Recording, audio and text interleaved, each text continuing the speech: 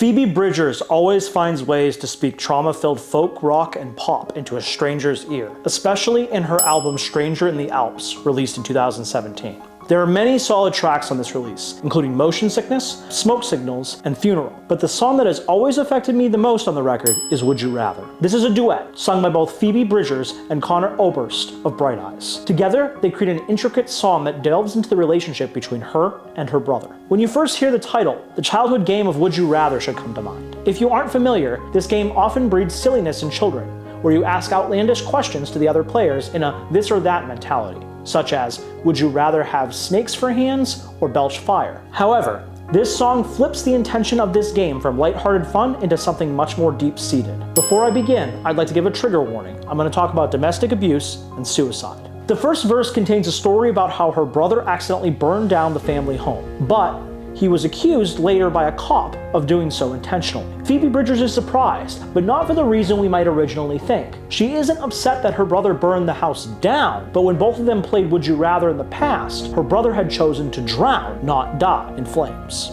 Phoebe is confused why now he is going back on his original choice. At this moment, we realize that there is no silliness in the game Would You Rather for Phoebe Bridgers and her brother. Instead, when both of these siblings play, they are asking each other how they would rather die. This aforementioned event brings suicide to the forefront as a theme in this song. We question why the brother would want to kill himself, but before we have time to think, the chorus kicks in, with both Phoebe and Connor trading lines. Connor sings, as he plays the role of Phoebe's brother here, how he and Phoebe are both different cans on the same string, connected by being related. The symbol is intentional, as the device harkens back to youth. Maybe you haven't made one yourself, but by putting two cans on a string, you can make a makeshift telephone by commonly found objects in the house. By using this symbol, Phoebe also illustrates how the two of them share a communicative connection by talking about and sharing their issues. But what issues? What is the reason behind these suicide Would You Rather games? Phoebe brings us answers in the second verse. She sings, I laid awake as someone shoved you up against a wall,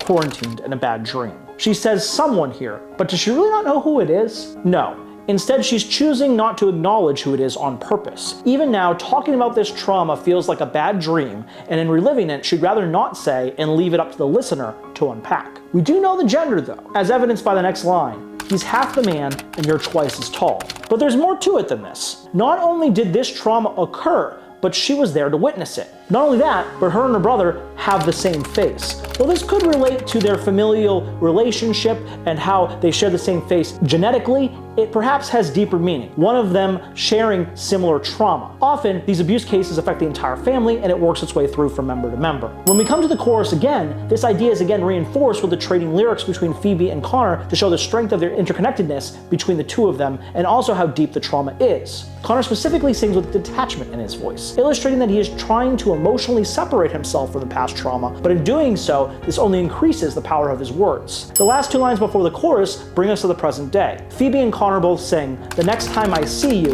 you'll show me 100 different ways to say the same things. But what things? Does this relate back to the suicide games of Would You Rather? Most definitely. But at this point, we realize what's going on. Playing these games of pretending to die was a coping mechanism of talking about serious issues by using humor. Dark humor is often used as a coping mechanism, and in this case, it got both siblings through their issues. This song has a bittersweet ending, because both of them were able to have found a way out of their suicide pact of family and friends. Implied here is a feeling that the abuser was affecting the family and friends as well. Although they may be waving to each other at the end of the song whenever they meet up again, it is hard not to remember their past when they meet. The song ends with the listener left to wonder what happened and whether they have really moved on. So what is this song really about? The answer, how children process trauma. Phoebe weaves her past and her connection with her brother to illustrate how the two of them played games to get through the pain. But there's something even more interesting here. In addition to playing these games, Phoebe is writing a song, penning her feelings down and metastasizing her trauma into art. Through both, she is able to move on. In the music video for this song, what is most striking is the amount of smiling between the brother and Phoebe while they talk about these dark topics. I think this is because singing about this brings Phoebe the catharsis she needed that she didn't get through the games her and her brother played as kids. It wasn't until she actually spoke it out loud that she had power over it. Well, this doesn't work for everyone.